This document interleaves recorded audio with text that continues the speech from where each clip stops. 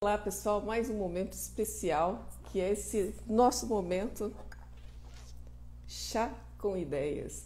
E hoje com essa nossa participante maravilhosamente especial, que é a querida professora Lúcia Helena Galvão, que vai conversar sobre mitologia. Na verdade, o nosso bate-papo não vai ser necessariamente sobre mitologia. A gente vai utilizar a mitologia como um empurrãozinho profundo para poder entrar nos símbolos da vida, como ver, como compreender os símbolos da nossa vida.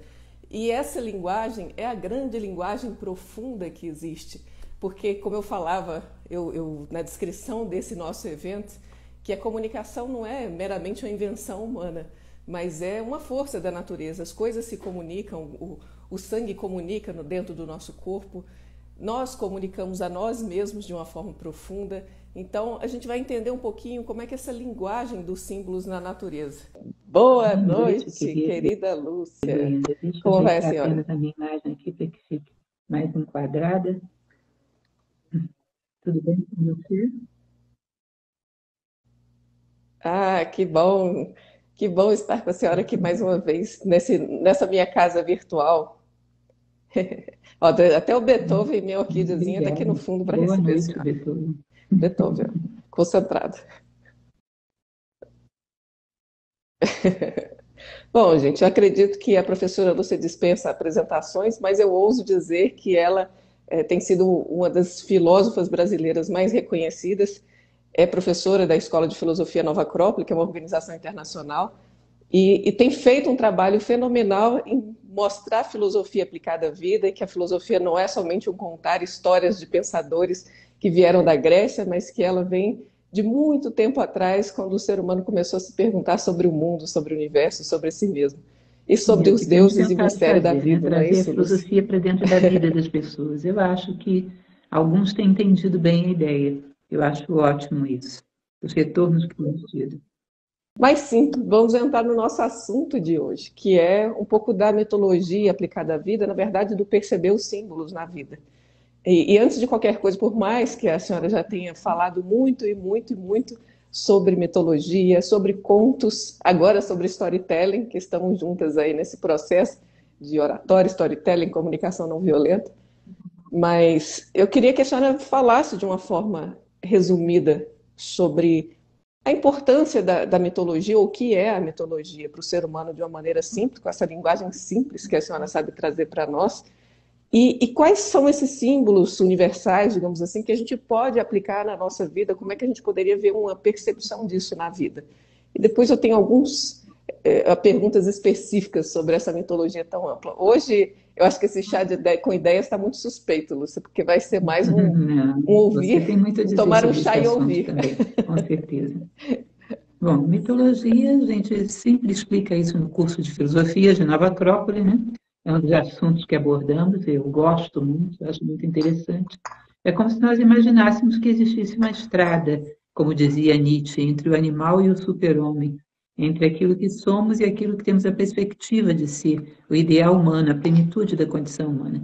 E cada um desses degraus que temos que subir para chegar lá, imagina que exista uma história que represente a maneira como ele foi conquistado por algum herói, por algum grande ser do passado, histórico ou mesmo mítico, muitas vezes elaborado pela imaginação de alguém, mas como um ser pisa num degrau da evolução.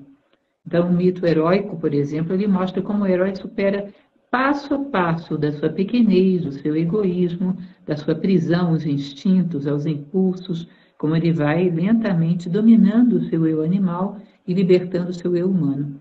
Então, ao longo da história, várias tradições colocaram seus mitos dos seus heróis. E quando você compara, você vê que é muito parecido.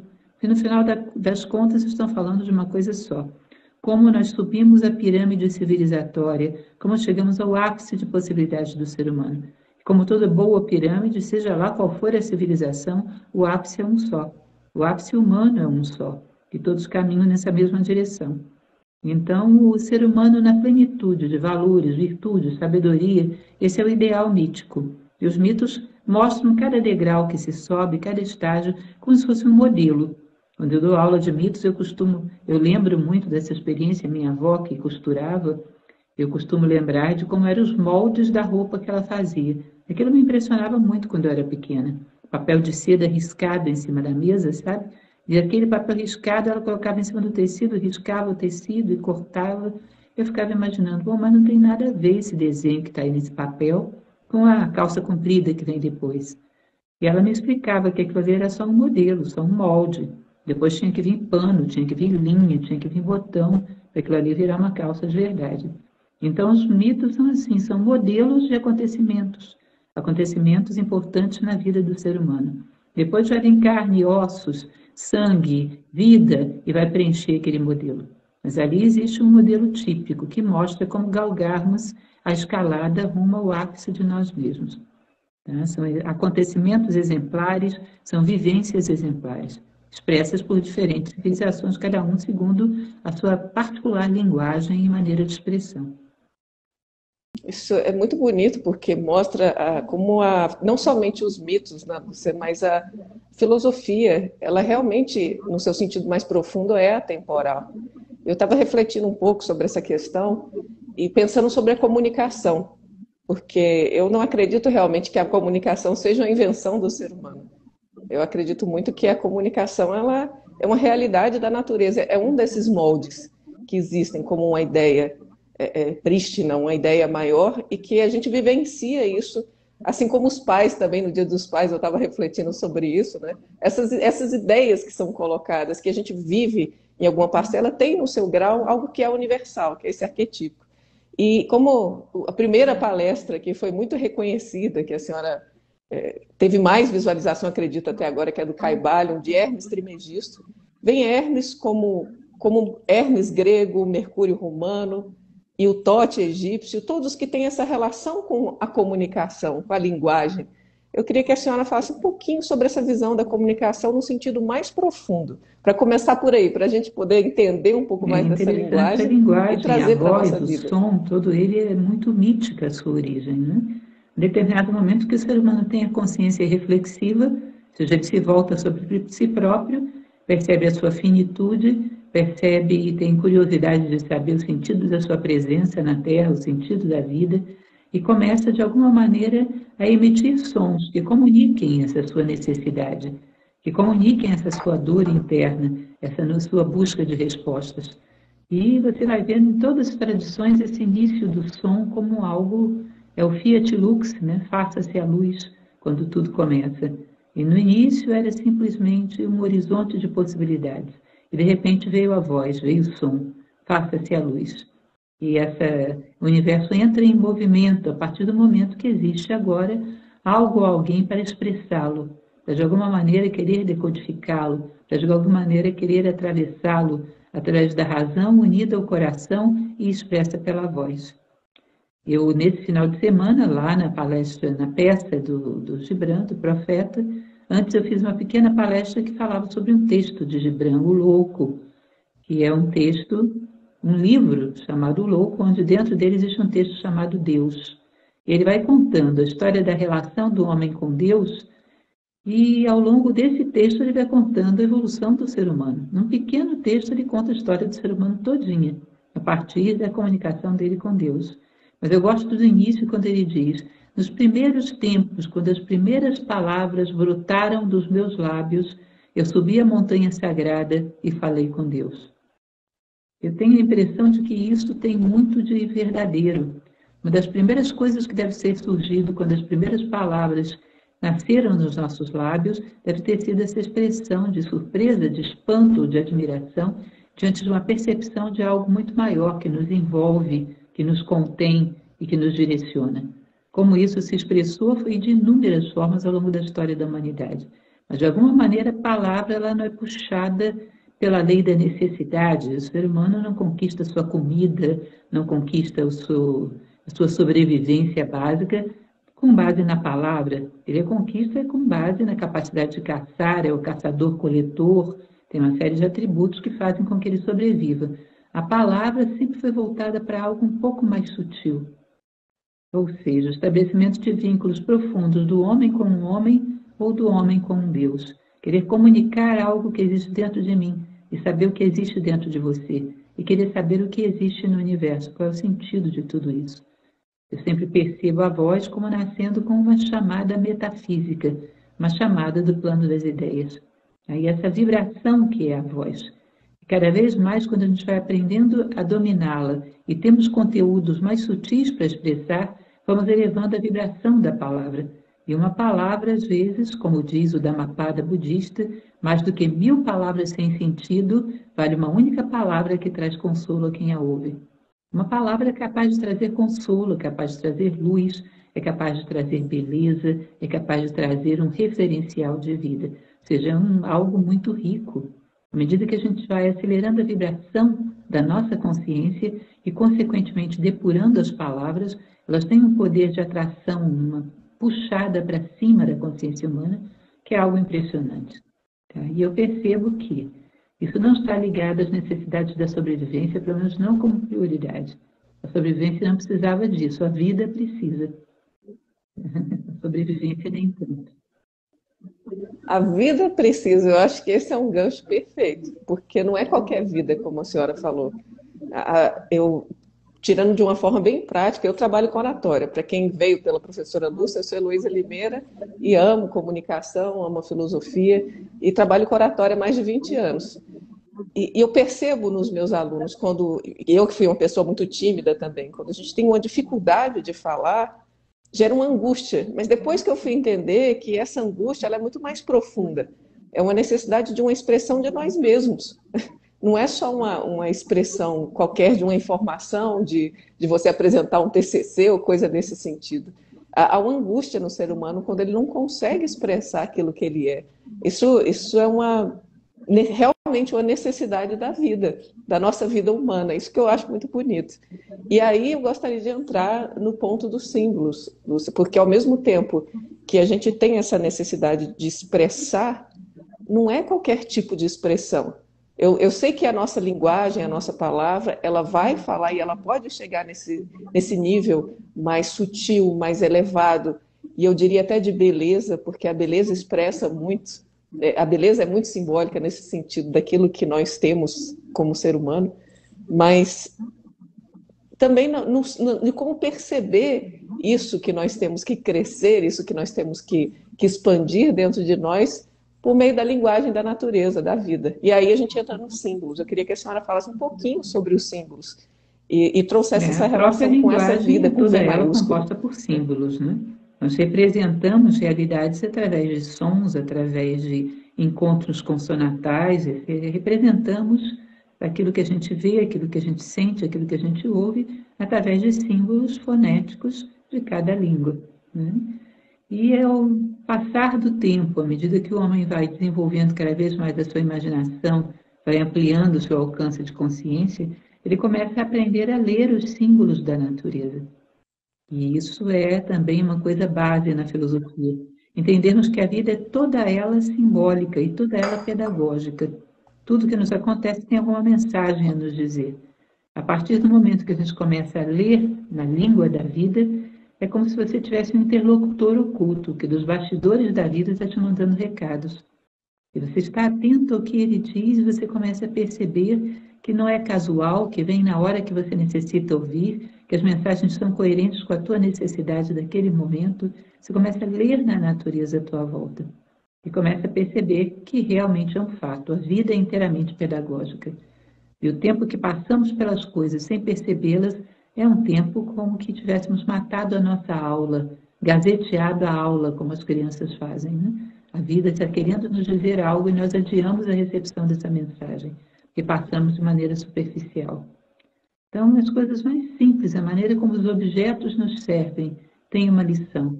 A maneira como a natureza se movimenta, como as folhas se movimentam com o vento numa árvore, tem algo a aprender ali. A maneira como os animais se movimentam, os seus gestos, as suas buscas, a lógica do seu comportamento. Para todos os cantos você olha, você observa e ali existe uma lição, um porquê, um aprendizado.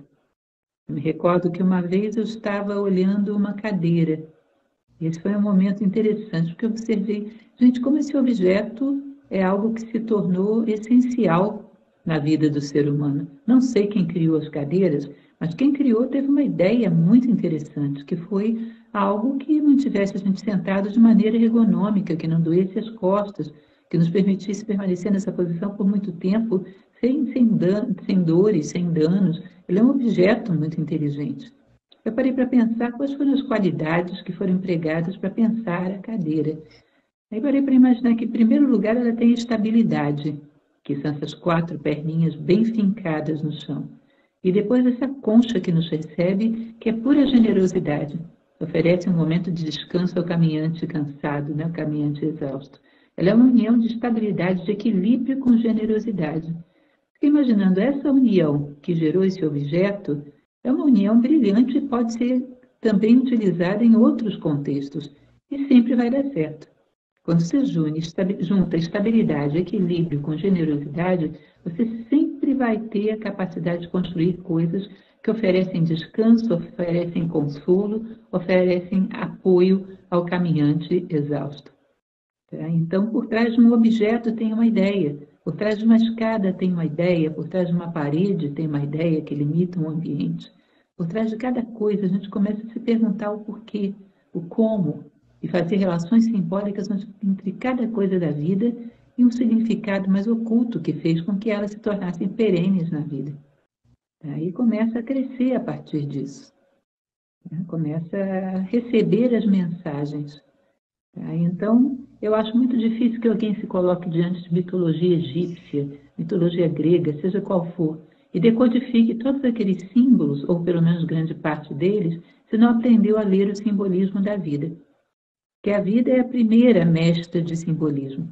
Se você não está acostumado a ver simbolismo nas pequenas coisas que te rodeiam, provavelmente não terá condições de estabelecer uma comunicação com esses símbolos que outros povos elaboraram como uma forma de transmitir para o futuro a sua visão de mundo, os seus valores, a sua sabedoria. Eu estava aqui pensando, maravilhosa essa percepção de poder tirar de tudo uma pequena coisa, mas como fazer esse exercício, como construir dentro de nós um espaço que pode viver isso. Eu falo isso porque geralmente a gente tende para um aspecto bastante intelectual da vida, sabe? Eu não vou nem dizer racional, porque eu sei que a razão é algo mais profundo, mas uma percepção muito intelectual da vida, de tal forma que às vezes essas coisas simples, como refletir sobre toda a profundidade que uma cadeira pode trazer para a gente, pode parecer algo bobo, e que na verdade não é. Porque por que a gente se perde nisso? Por que a gente se perde nesse intelectualismo vazio e parece que ele bloqueia um pouco a nossa percepção, eu diria assim, de entrar no reino dos céus, da pureza da criança que entra no reino dos céus, de poder entrar um pouco nesse reino daquilo que é verdadeiro. Porque as ideias ou esses símbolos trazem uma visão de uma realidade. Mas como perceber de forma mais profunda isso? Agora a gente entrou no nosso modo diálogo chazinho mesmo. É Eu estou ouvindo interessante, aí, está você me sabe trazendo as disso, que já reflexões. conversamos a respeito disso. Eu sempre percebi que quando ia preparar uma palestra para dar em Nova Acrópole, quer presencial, quer online, eu ficava algum tempo vibrando em função daquele assunto. Eu percebia que isso provocava aquilo que Jung chama de sincronicidade. E as coisas começavam a acontecer à minha volta, me dando resposta para aquelas perguntas que eu estava elaborando. E aí eu vivi situações muito engraçadas, né? De estar refletindo sobre a história dos Incas e pegar gente tocando música peruana no meu caminho, e coisas assim que eu via um nível de coincidência, de sincronicidade, que é o conceito de Carl Jung, muito interessante. Eu comecei a perceber que, na verdade, se eu estabeleço essa mesma relação, não em relação a uma palestra, mas as minhas necessidades de crescimento, se eu coloco perguntas diante da natureza, ela se movimenta para trazer respostas. E apenas eu teria que estar atenta a essas respostas, que vêm mesmo. Se você acredita que a vida é cosmos e não caos, e que, portanto, as coisas obedecem a uma ordem, a um sentido, é claro que uma necessidade expressa tende a trazer de volta para você os ecos dessa necessidade, ou seja, aquilo que pode dar indicações da saída daquela tua pergunta. Desde então, e isso é muito filosófico, né? Uma das coisas que a gente ensina, eu tenho o hábito de colocar perguntas para a vida e ficar atenta ao que ela me traz. E você começa a desenvolver essa percepção, que não é comum no nosso momento histórico, e isso dificulta. Nós somos muito alienados em relação à vida, como se ela não tivesse nada a dizer. Esse é o ponto que eu vejo importante. Não queria atrapalhar o raciocínio da senhora de maneira alguma, mas esse é um ponto que eu vejo que é importante. A gente fica meio alienado realmente, porque a senhora falou, se a gente tem um objetivo humano, eu vou fazer perguntas para quê? Para que eu cresça como ser humano, não é isso? A senhora está ministrando, vamos relacionar com a palestra. Se eu estou querendo compreender uma ideia, se eu vou atuar como um orador real, eu vou atuar com sentido de generosidade, eu vou entregar algo para a pessoa. A minha mensagem é um presente que eu estou dando para a pessoa, é uma conexão de algo profundo que eu tenho. Então é um presente, é uma generosidade. E eu acho que com a vida também é isso. A gente vai entrando num padrão de mecanicidade que parece que distancia e também não tem essa visão clara de um sentido de vida mais profundo e mais humano. Eu acredito que, então, aí a senhora confirma comigo, se para eu poder conversar com a natureza, ou entender, porque eu acho que ela conversa com a gente o tempo inteiro, a gente que fica assim, né, andando na vida de headphone, assim, com heavy metal na cabeça. Nada contra o metal, porque eu já fui metaleira, mas enfim, a gente não ouve nada. Aí vai andando dessa forma na vida e não percebe. Então, acho que seria um primeiro ponto de eu ter um sentido de vida, entender o que é um sentido de vida humano e me perguntar como Com eu faço certeza, para uma das coisas alcançá-lo. que Teria algo ajudam a nesse gente a se sentido? conectar, aliás, eu considero como uma das fundamentais, para que você se conecte com a vida do seu jeito, tenha individualidade, possa começar a trilhar um caminho individual, é você estabelecer um propósito, um sentido de vida. É uma coisa muito simples e muito clara e que a gente fala tantas vezes nas palestras, né? Se eu estou caminhando para algum lugar e te pergunto, estou no caminho certo ou errado? Você vai automaticamente me perguntar, onde você quer chegar, Lúcia? Ah, eu quero chegar na parede que está naquela direção. Então, seu caminho para lá está certo, seu caminho no sentido contrário está errado. Certo, errado, verdadeiro, falso, bem ou mal, só existem a partir do momento que eu tenho um propósito, um sentido de vida bem estabelecido. E aí eu começo a poder ter uma relação inteligente com a vida, onde algumas coisas me parecem positivas e outras não. E a partir daí eu posso ter discernimento, posso fazer escolhas, a partir daí eu tenho uma identidade, porque eu sei que tudo que me leva naquela direção do meu propósito é coerente com a Lúcia. Tudo aquilo que me leva em outra direção, eu estou fora de mim. Então eu quero ser coerente com a Lúcia, o meu nome interno está lá no horizonte, a Lúcia está lá, no meu propósito. Aí fica muito mais fácil da gente estabelecer uma trajetória que seja autêntica, que seja realmente você. E nós temos duas possibilidades de construir a vida. E, em geral, nós fazemos uma mistura de um e do outro, com maiores doses de uma ou de outra, que é você ter individualidade e correr atrás das tuas necessidades, do teu coração, estabelecer um propósito e correr atrás dele, ou você ir sendo guiado pelo coletivo, pela moda, pelo que todo mundo faz, pelas pressões da sociedade, pela alienação da sociedade. E definitivamente nós vivemos um momento histórico onde as pessoas não têm visão simbólica, isso é muito raro. E não é incentivado, não são incentivadas a ter. Tudo é muito superficial, tudo é muito à flor da pele. Depois nós nos perguntamos por que não nos amamos tanto, por que não nos respeitamos tanto, porque amor, respeito, qualquer uma dessas virtudes humanas são muito profundas e não nascem num ser que é muito superficial. Profundidade se comunica com profundidade. Nós somos ensinados a estar à flor da pele, muito superficiais. Se você não rompe com esse padrão de ser um teleguiado pelo comportamento da moda, você não vai conseguir estabelecer uma linguagem, uma conversa simbólica com a vida, porque isso não é assunto da moda. É um momento histórico, que inclusive já conversamos sobre isso, cada vez menos as pessoas se interessam por poesia. Por exemplo, eu conheço pessoas no mercado editorial, ninguém publica poesia hoje em dia, quase ninguém, porque as pessoas não compram, não gostam. Poesia exige um esforço simbólico e ninguém quer mais fazer esse esforço. Khalil Gibran, que a gente apresentou nesse final de semana, Khalil Gibran é simbólico desde a primeira palavra até a última. E as pessoas não querem fazer esse esforço, então acham tudo muito bonitinho, mas entendem muito pouco. Então esse é o drama da sociedade, somos como um pires. Somos extensos, mas muito rasos. Enquanto que a visão simbólica, ela às vezes é muito exígua, mas profunda. Né? Às vezes, com poucas palavras, se quer dizer muita coisa.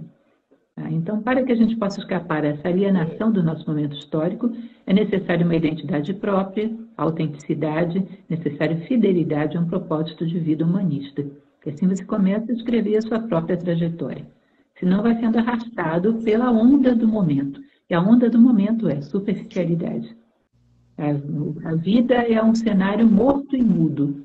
E com esse cenário morto e mudo não há qualquer tipo de comunicação. Ele só serve como pano de fundo da nossa vida. Que beleza, que maravilha. Isso também traz um pouco, Lúcia, dessa visão que o pessoal tem, às vezes, de distanciamento da própria arte. E eu diria do artista também. Parece que o artista, o fazer arte, eu vi alguém falando que escreve poesia. Quantas vezes a senhora não me inspirou, inspirou tantas outras que eu conheço a escrever poesia, não como sendo algo de seres especiais, né? O cantar não como sendo algo de um ser especial, mas como uma forma de expressar a nossa maneira simbólica mesmo, de alcançar esse elemento simbólico. É interessante porque quando a senhora começa a falar do símbolo dessa forma, é como se eu começasse a olhar para dentro e percebesse que o ser humano ele é muito mais simbólico do que meramente lógico. Esse é algo que eu queria entender um pouco também. Como é que é essa questão? Porque realmente quando eu olho para uma pessoa, às vezes ela me fala muito mais pelo que eu percebo sem a lógica do que eu trabalhando com um aluno meu, por exemplo, de oratória. Eu percebo muito mais dele quando eu ouço falando no todo que eu vejo, não somente na sequência das palavrinhas que saem da boca dele. É como se o ser humano ele fosse mais simbólico do que meramente lógico. Até para que a gente possa juntar essas duas Uma coisas. O coisa que a senhora interessante que eu poderia sempre falo em falar sobre relação isso? ao curso de filosofia de Nova Acrópole, você conhece bem. Num determinado momento, nós resolvemos, depois de alguns anos como alunos, nos tornarmos professores. Pode acontecer isso.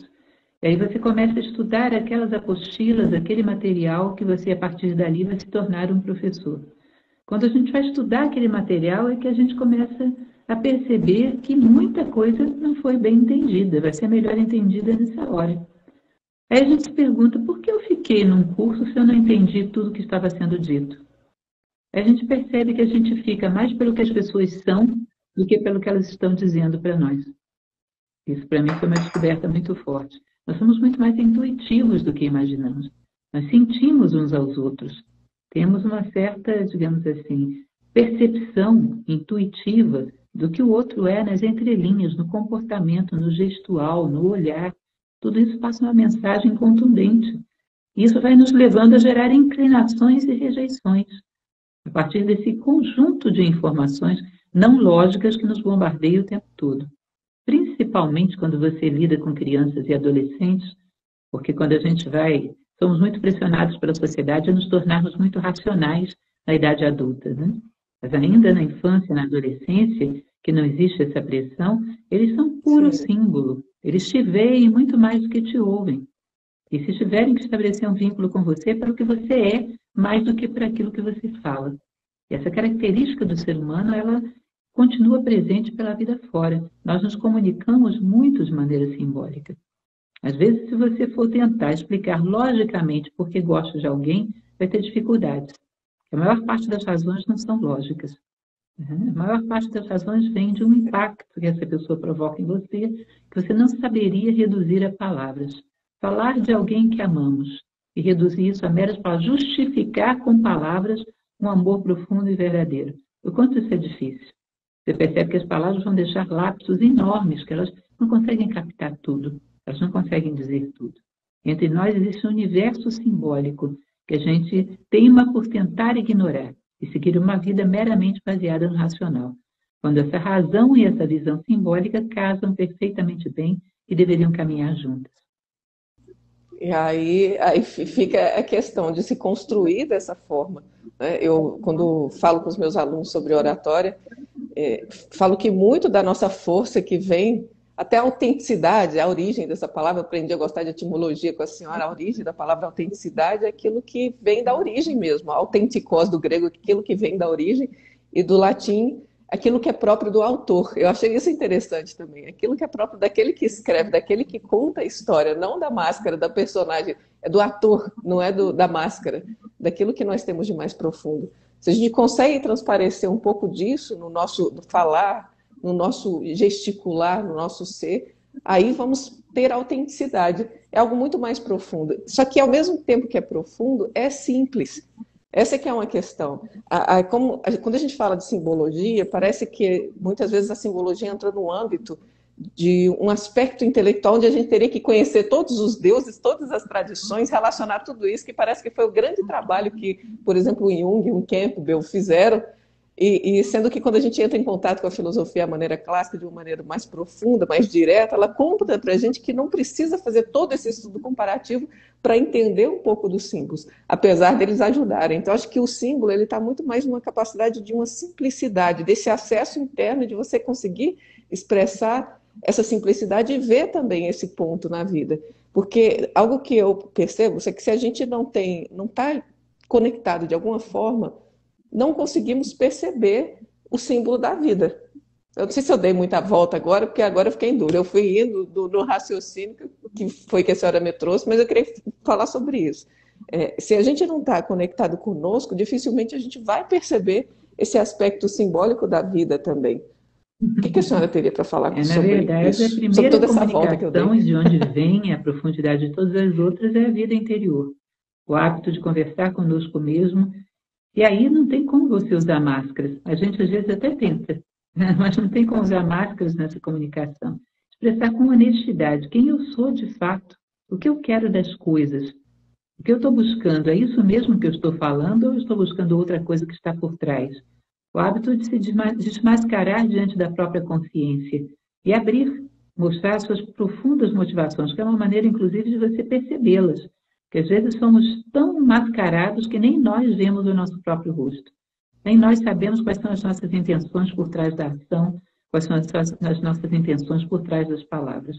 Esse hábito de conversar consigo mesmo, de conversar com Deus, esse hábito de vida interior, vai determinar muito a profundidade da tua linguagem com o outro. Porque aí você parte do profundo. E a partir do profundo, o destinatário, ou ele bate a porta na sua cara, ou ele atende com o dono da casa na porta. Entende? O outro, ou ele vai vir à porta para te receber, ou ele não vai abrir a porta. Você vai ter que tentar outra. Mas aí você estabelece comunicações profundas. Quando está habituado a conversar consigo mesmo. Isso é uma das primeiras coisas. E o simbolismo da vida como um todo é a grande pergunta, né? A grande enigma, que à medida que a gente vai se habituando a procurar respostas para as pequenas coisas, vai se preparando também para as grandes. É aquilo que se diz, que a gente se prepara para as batalhas em tempo de paz. As pequenas coisas do dia a dia que a gente se prepara para as grandes batalhas. Nós estamos acostumados a conversar com o vento que sopra as árvores, com a tempestade, com o animalzinho que brinca no jardim, com a cadeira, com a escada, com seja lá o que for. Aos poucos você vai montando esse quebra-cabeça e vai entendendo um sentido maior para tudo isso, onde todas as coisas fluem em direção a uma progressiva unidade. Você vai se sentindo cada vez mais falando a língua das coisas e se unindo a elas. A partir do momento que eu falo a língua de algo, eu me uno a ele. De uma certa maneira, somos um. E vamos vivendo, nesse momento, esse mistério da unidade, que parece que é para onde todo o universo flui, né? O universo veio da unidade e volta para a casa do Pai, volta para Ele. Então, à medida que eu vou conversando com as pequenas coisas, estabelecendo uma profundidade de comunicação, eu vou me unindo a elas. Então, é um pouco de Deus que foi conquistado no meio da separatividade. Nilakanta Sirihan, que é um grande autor que a gente gosta muito, ele fala sobre isso, né? Que o amor é o mistério da unidade na separatividade. Ou seja, eu me uno às pequenas coisas e isso vai fazendo com que um pouco do quebra-cabeça do sentido da vida já esteja montado. Cada vez mais eu vou me unindo às coisas. Recordo, muitos anos atrás, quando eu me mudei, morei na cidade de Belém do Pará, e quando cheguei na cidade eu ganhei um cravo de alguém que já era de lá, me deu esse cravo de presente. E o calor em Belém do Pará é sempre muito alto, uma cidade muito quente. E eu fazendo todo o possível para que aquele cravo vivesse o máximo possível.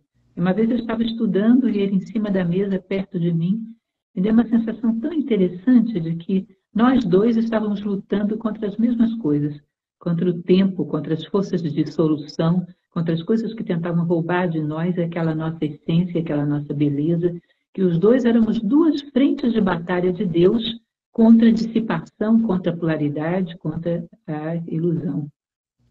E que, num determinado momento, eu olhei para ele e disse, força aí, companheiro. Nós estamos, na verdade, na mesma trincheira. Lutamos pelas mesmas coisas.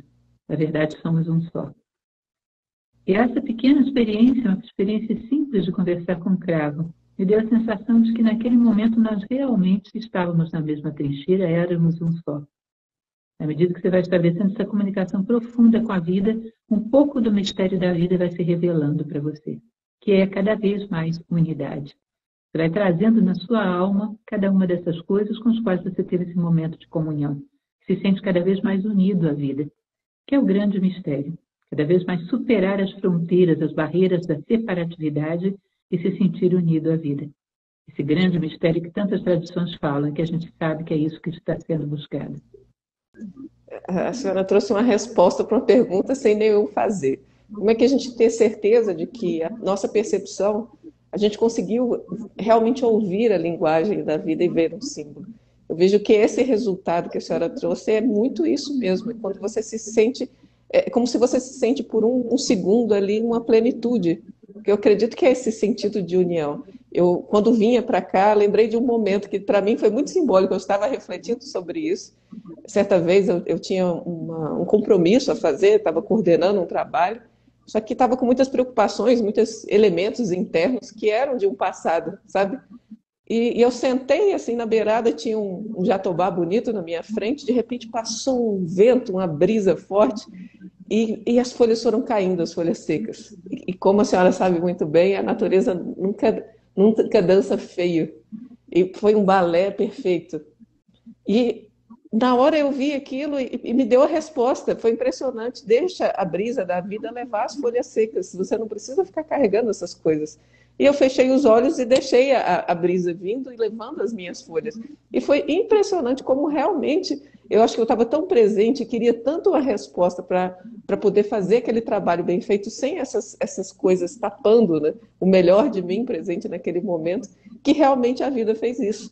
E vindo para cá, eu estava em algumas preocupações e veio a brisa e eu lembrei exatamente disso. E funcionou, entende? Eu percebo que quando a gente interioriza aquela ideia, aquele símbolo, e quando invocamos ele, ele funciona de uma forma direta, eu diria. Porque se eu tivesse que racionalizar, explicando para mim mesmo o que eu tinha, todo o processo analítico do meu passado e não sei o que, isso aí ia ser uma complicação danada, talvez ia ter que viver uma tristeza e tal.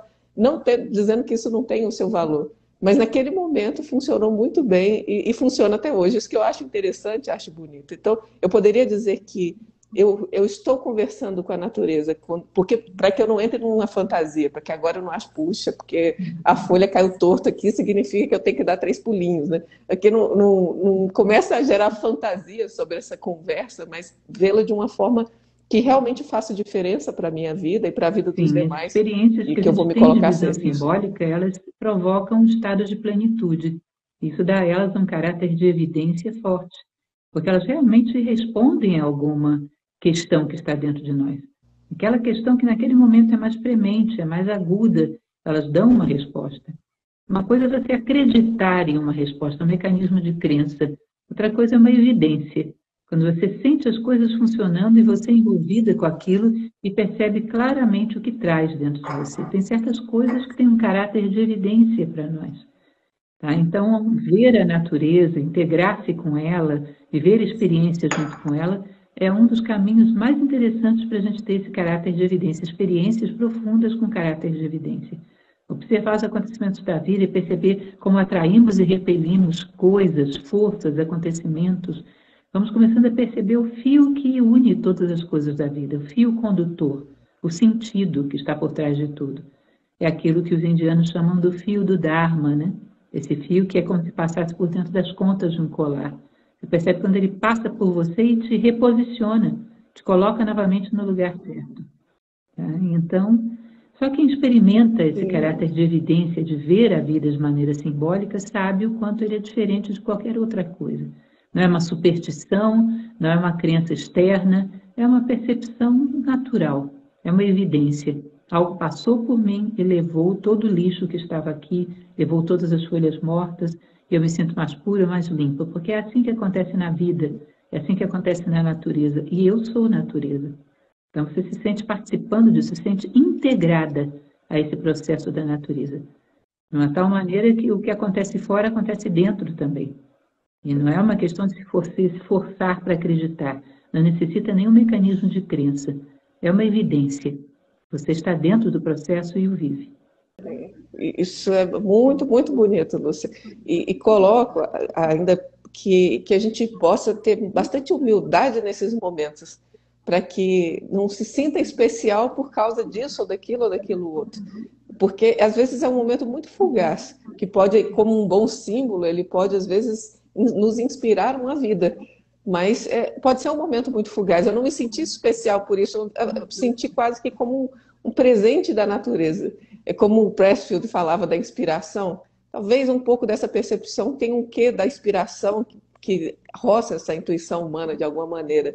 Quando ele falava que a frente da porta do escritório tinha que estar muito bem varrida para que a musa não sujasse suas vestes, e a disciplina dele de estar no horário certo, no local certo, fazia parte desse processo para deixar um pouco dessa inspiração vir, eu diria assim. A nossa visão ou o nosso conversar consciente com a vida, ele também tem que ser de um certo grau uma conquista, ou não. Porque enquanto a senhora falava, eu lembrava da voz do silêncio. Porque a senhora fala da vida interior. É como se eu tivesse que nessa vida interior, saber calar muitas vozes externas, muitas vozes dessa massificação também que a senhora falou, dessa nossa superfície. Eu digo que é o raso do intelecto, né? Da nossa superfície, da periferia da psique, para poder ir lá no mais profundo, aonde é silencioso. Inclusive, temos que fazer isso também se queremos, no momento de um diálogo, de uma conversa, até de uma apresentação de oratória, conectar-se com o outro. Porque eu vou ter que limpar a mim por dentro para poder perceber, exatamente ouvir o que o outro, e quem sabe a natureza também, eu tenho que fazer esse silêncio interno. Eu posso chamar esse silêncio interno de vida interior, e realmente a gente precisa ter uma humildade, eu diria, para não gerar fantasia sobre esse processo dessa conversa e fazer com que essa conversa seja algo prático e útil para os demais Ter também. consciência de que isso é A um senhora processo poderia simples, não te falar faz não sobre ser isso? nada especial, simplesmente alguém que começou a focar na vida e desviou um pouco o olhar da superfície, da moda, da correria, daquilo que está nos padrões do que todo mundo faz. Começou a se deter e observar detalhes da vida. Qualquer ser humano pode fazer isso. Isso não nos torna especiais. Simplesmente somos bons ouvintes de nós mesmos, bons ouvintes da natureza. Começamos a perceber uma série de coisas ecoando pelos quatro cantos. Uma coisa que eu acho interessante, por exemplo, e muitas tradições falam disso, às vezes a gente não entende muito, é a ideia da linguagem do coração. A gente aprender a ouvir o nosso próprio coração. E é interessante porque o coração é o simbolismo do centro, da nossa essência, da nossa identidade. Mas isso chega a ecoar no coração físico mesmo. Às vezes chegamos no final de um dia e o nosso coração está aquela dorzinha fina, aquela angústia, aquele desencanto com a vida, uma certa dose de amargura, e a gente não sabe o porquê. E aí vai perguntar para a razão o porquê. Aí a razão dá uma filtrada no dia e diz, não aconteceu nada. Isso é você inventando coisas, o dia foi perfeito. Se você aprende a se colocar diante do seu coração e pergunta a ele o porquê, é muito interessante. Pergunta ao seu coração o porquê da dor dele. De onde vem esse espinho que está doendo? Ele vai te levar automaticamente ao momento do dia onde você rompeu com algum protocolo ético teu, algum protocolo moral, alguma coisa que para você era importante e você rompeu e quebrou. Ele vai te levar lá na situação, na hora. Se você se coloca diante dele e confia e pergunta, ele vai te levar ao ponto onde você gerou essa amargura. Qual foi o espinho que você cravou aí no seu coração que gerou essa dor? E é interessante porque colocar-se diante do coração é como se você se colocasse diante de uma porta de um templo que existe dentro de você. Existe uma frase que eu gosto muito, que é da nossa diretora internacional emérita, que é a professora Déria Steinberg-Guzman, diretora de Nova Acrópole, que ela diz que o único atributo de Deus que a gente pode perceber é que ele é como um coração. Ele tem sístoles e diástoles, ele pulsa e recolhe, pulsa e recolhe, pulsa e recolhe. E que, portanto, ele sendo um grande coração, ele teria um portal de comunicação com todos os corações do universo. Quando você se coloca diante do seu coração de uma determinada maneira, você está se colocando diante do coração do mundo. E quando você percebe, bom, foi aqui, eu rompi com o protocolo da vida, eu rompi um aspecto que para mim era importante, eu não fui ético, não fui sensível, não fui amoroso, não fui sincero, aqui foi que eu rompi com os protocolos da vida. E você assume e se propõe a se reivindicar, ou seja, não repetirei, automaticamente é como se tirasse com a mão essa dor de dentro de você. É impressionante como é que você atinge um estado de paz. Bom, a dor era para eu ver, eu vi e me comprometi. Automaticamente essa dor passa. E você merece o sono dos justos. Quantas vezes já fiz essa prática? Vai lá aquela angústia, aquela dor, pergunta para o coração o que foi. Porque a mente, ela só vê superficialmente. Ah, fui lá, cumprimentei fulano, falei com ele, tá tudo bem. Mas de repente fulano olhou para você nos teus olhos dizendo que precisava de socorro. E você estava tão apressado, tinha tanta coisa para fazer, que você ignorou esse olhar dele, mas o teu coração pegou. E no final do dia você está carregando aquela angústia de um pedido de socorro que não foi atendido. E o coração está ali, doendo. Quando você se pergunta, você vai direto, pá, te mostra aquele olhar, que você fez de conta que não viu, aquela chamada que você ignorou. E você diz, eu me comprometo a me reivindicar. E automaticamente você se alivia dessa dor. Isso é uma linguagem. É uma maneira de ouvir vozes internas nossas. Aprender a decodificar, às vezes, até os nossos desconfortos físicos. Às vezes, uma dor vem de uma postura rígida que eu tive. Por que eu estava rígida fisicamente? Porque também estava rígida mentalmente. E por que estava rígida mentalmente? Porque aí batia contra um preconceito meu, alguma coisa me desafiava, eu estava com medo. Qual foi a rigidez psicológica que gerou a rigidez física e me deu essa dorzinha que está doendo agora? Aprender a ouvir as vozes nossas mesmo, dentro de nós também. Nós também somos natureza. Natureza humana também é natureza. E ouvir essas vozes, você começa a se conhecer cada vez melhor. Maravilhoso, Lúcia. E é tão bonito isso, porque traz eu diria que é um símbolo mesmo, um símbolo de vivência, não somente um símbolo de, estou lendo na natureza de uma forma mais esperando ver uma cruz, não sei, uma onda, um mar, um pássaro, uma pomba, mas você vê de uma maneira muito simples quando você coloca isso, fala com o seu coração. É interessante que imediatamente quando a senhora falou, para mim já me veio vários pontos assim dessa semana, poxa vida, que eu poderia ter trabalhado. É tão natural, na verdade, isso dentro de nós. Eu não preciso racionalizar para poder alcançar esse espaço de conversar conosco mesmo. Isso é muito nosso, é muito natural. Eu acredito que precisamos realmente conectar com esse nosso natural humano. Aí eu pergunto se, porque na nossa conversa começou lá atrás falando da mitologia, que a gente ia buscar a mitologia para poder entender melhor os símbolos da natureza.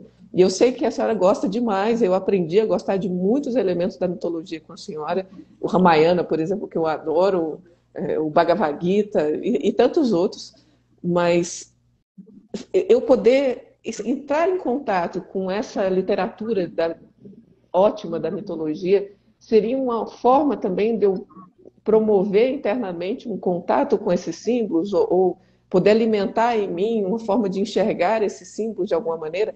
Eu digo isso porque eu sempre gostei do Ramayana, apesar da primeira vez eu não ter entendido bulhufa, e eu vou ser bem sincera, mas era impressionante como aquilo me tocava de alguma maneira, e eu não sabia dizer por quê.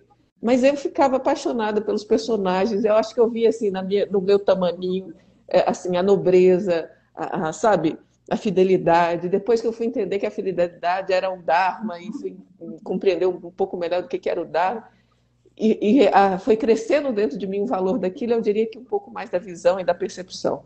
Mas eu estar em contato com essa compreensão da mitologia faz com que eu possa enxergar um pouco mais isso na vida. A maneira correta de se colocar diante da mitologia é, antes de abrir qualquer livro, pense, o que eu vou ler aí é uma parte da minha história.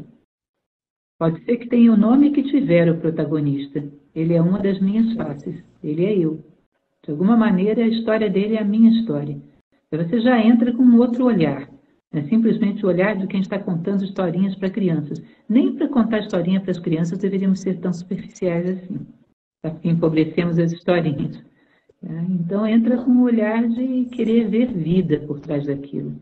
Ver por trás de todos aqueles elementos simbólicos o que ele indica, para onde ele aponta, começar a ver setas. Você começa a perceber que tem setas apontando para dentro de você e para certos elementos. Mas vai com calma, vai devagar, sem pressa, vai mastigando a mitologia. E sempre com essa presunção, essa história é a minha. De alguma maneira eu estou aí, de alguma maneira isso está falando de mim. E aos pouquinhos você vai abrindo portas. É verdade que a gente lê um livro simbólico do porte desses que você falou, como o Mahabharata e o Ramayana. Daqui a 10 anos você lê, a história é outra, porque você cresceu. Você nunca para de abrir mais e mais e mais portas. Porque, como dizia Helena Blavatsky, um mito ele é uma casa de 7 portas. À medida que você vai aprofundando dentro de você, vai atingindo camadas mais profundas nele. Livros sagrados como esse são sensacionais. Tá? Mas sempre vá com essa presunção, é a minha história que eu vou ler. É um pouco de mim que está aí, deixa eu me achar, deixa eu me encontrar dentro dessa história. É uma boa postura prévia. E aí, gente, eu já deixo para vocês um convite bem grande, porque no canal do YouTube da Nova Acrópole tem várias palestras sobre mitos. E eu indico para vocês assistir a do mito do Rei Arthur com a professora Lúcia e depois assistir Excalibur, que é um filme muito antigo, mas é maravilhoso. Se tornou o meu filme preferido depois que eu comecei a compreender por causa da palestra sobre o mito do Rei Arthur. Tem o Ramayana também, eu até escrevi o nome aí para vocês. Tem todo o curso, ainda está vendendo aquele curso? Sim, ainda está disponível o curso sobre a Índia? Os clássicos da Índia. Que é maravilhoso, muito bonito. Isso, os clássicos da Índia. Enfim, que são o próprio profeta, porque a beleza da arte trabalha muitas vezes os quadros. Por isso que a arte educa tanto a nossa alma no sentido simbólico. Uma boa arte, uma boa música, uma boa apreciação de quadros, de esculturas, de poesia. Isso alimenta muito o nosso lado simbólico humano para até conversar mais com a vida. Os mais belos quadros, eles são tão simbólicos, né? Se a gente pega um pouco lá dos renascentistas. Então, é muito, muito bonito mesmo. Inclusive, todo esse processo. Lembrar eu também a leitura aqui do Campbell, que é o Herói de Mil Faces. Tem completo no nosso canal de YouTube, que também ajuda muito a perceber um pouco mais essa linguagem simbólica. É um excelente livro. Toda a leitura comentada desse livro, passo por passo, capítulo por capítulo, está lá no canal do YouTube, uma série. Perfeito, maravilhoso, achei fantástico. Agora o pessoal fala muito do Kybalion também, o Kybalion é uma forma de ver, porque por mais que sejam leis ali, não são tão fáceis de se compreender. Sim, é uma visão simbólica. Você tem que encontrar aquelas leis expressas através de símbolos na tua vida. Não tão diretamente assim, o que é acima e abaixo, o que há acima e abaixo. Tem que procurar o que na minha vida corresponde a essa definição. Portanto, eu vou encontrar aquelas leis não despidas, não nuas, vou encontrá-las vestidas de símbolos. E aí ele começa a fazer sentido para mim. Bom, todos esses mitos e todas essas histórias me fez lembrar algo muito importante também, porque a senhora, nós estávamos juntas, mais a Ana Beatriz Pignataro, a professora Ana Beatriz, nesse final de semana, com aulas sobre comunicação não violenta, storytelling e oratória. E eu queria que a senhora fizesse o convite, porque o curso hoje começou a estar disponível para compra, esse curso das 3 chaves. Nós estamos lançando esse curso, que são as 3 chaves da comunicação e da convivência, que eu considero que são 3 elementos muito úteis para ajudar na comunicação mais fluida, mais humanística. Nós somos 3 professoras de filosofia. Portanto, usamos essas técnicas dentro de uma visão humanística, uma visão de humanizar. Oratória, então, para pegar a melhor forma de fazer com que a tua linguagem penetre no coração do outro. A comunicação não violenta para corrigir aquelas arestas pontiagudas que fazem com que, de vez em quando, sem que a gente queira, tenha rompimentos, tenha ofensas, tenha mágoas criadas que funcionam como um muro, como uma barreira entre nós e o outro. E o storytelling, a arte de usar histórias para transmitir ideias, que é uma arte atemporal, já foi utilizada ao longo da história da humanidade. E vale muito a pena conhecer e saber usar também. Então, nós estamos começando com esse curso. Aqueles que tenham interesse, já está no ar, né? E você pode dizer... Isso. Está disponível... Sim, está disponível esse curso e está assim, bem em conta, é 447, acho que a Bia fez uma promoção hoje, é 447 dividido até em 12 vezes.